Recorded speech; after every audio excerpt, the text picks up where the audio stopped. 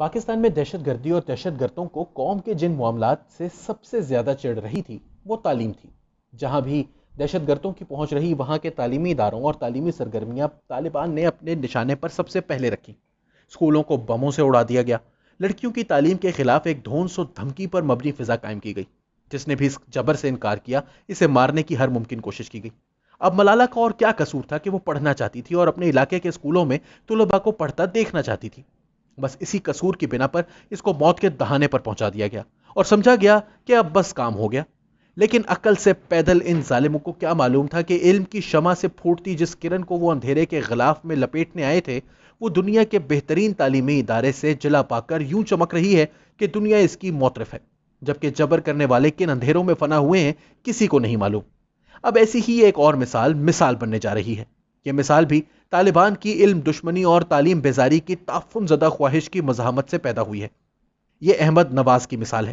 یہ کہانی ہے خوف، قسمت، ہمت اور حوصلے کی جسے اب روشن ترین مستقبل کا حصہ جا بننے سے کوئی نہیں روک سکتا۔ احمد نواز 16 دسمبر 2014 کو اے پی ایس حملے کے وقت اس بدقسمت آڈیٹوریم میں موجود تھے جہاں طالبان نامی درندوں نے معصوم بچوں کے خون سے صرف اس لیے ہولی کھیلی کہ وہ کہیں پڑھ لکھ کر اس جہل سے ہمیشہ کے لیے محفوظ نہ ہو جائے جسے وہ دین کے نام پر اٹھائے پھرتے ہیں۔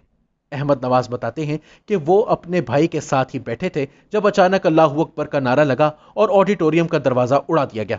اس کے بعد مسلسل فائرنگ ہوئی۔ وہ کہتے ہیں کہ ان کے ساتھی دروازے کی جانب بھاگے، بھگدڑ میں کئی کچلے گئے اور باقی طالبان کا آسان ہدف بن گئے۔ یہ خود اپنے چند دوستوں کے ہمراہ میز کے نیچے چھپ گئے۔ وہ کہتے ہیں کہ جب ایک طالبان دہشت گرد میرے سر تک آیا تو مجھے لگا کہ یہ میرا آخری وقت ہے کہ میرے جسم کا نمایاں حصہ نظر آ رہا تھا، تاہم اس کے عین سر پر پہنچنے سے قبل وہ ایک طرف کو سرک گئے۔ انہیں ایک فائر لگا جو ان کے بازو کے اہم پٹھوں کو چیرتا ہوا چلا گیا۔ حملہ آور انہیں مردہ سمجھ کر آگے بڑھ گیا۔ کافی دیر کے بعد جب ان کے مبہم سے ہوش و حواس نے کوئی ہے کی آواز سنی تو اس حساب کتاب کے ساتھ ہاتھ اٹھایا کہ اگر تو یہ طالبان میں سے کوئی ہوا تو کچھ اور درد ہوگی اور اس کے بعد سب پرسکون ہو جائے گا، اور اگر کوئی فوجی ہے تو وہ انہیں نکال لے جائے گا۔ ان کی قسمت اچھی رہی، انہیں نکال لیا گیا اور ایک وین کے عقب میں ڈال دیا گیا جس نے انہیں ہسپتال پہنچا دیا۔ اس موقع پر آخری یادداشت وارڈ میں جلتی بجھتی لائٹس ہیں۔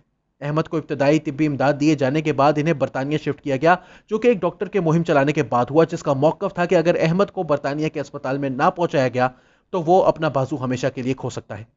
بات درست تھی۔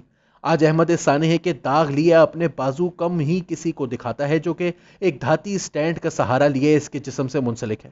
کچھ ہی عرصے میں احمد کے والد محمد بھی برطانیہ اپنے خاندان کے ساتھ منتقل ہو گئے۔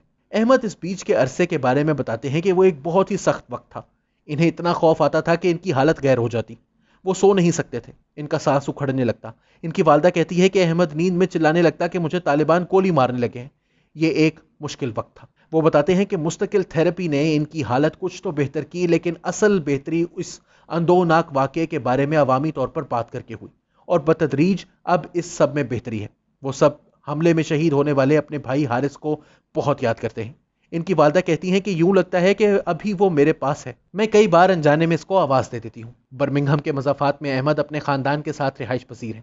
برطانیہ میں کالج کے دن ان کے لیے کچھ مشکل ضرور گزرے ہیں، لیکن وہ یہاں خوش ہیں۔ ان کا اب ایک اور بھائی بھی پیدا ہو چکا ہے، وہ سب آگے چل پڑے ہیں، اور سب سے بڑی بات کہ وہ گریجویشن کے لیے آکسفورڈ یونیورسٹی کے اسی اسکول میں داخلہ پا چکے ہیں جس سے ملالہ یوسفزئی گریجویٹ ہوئی۔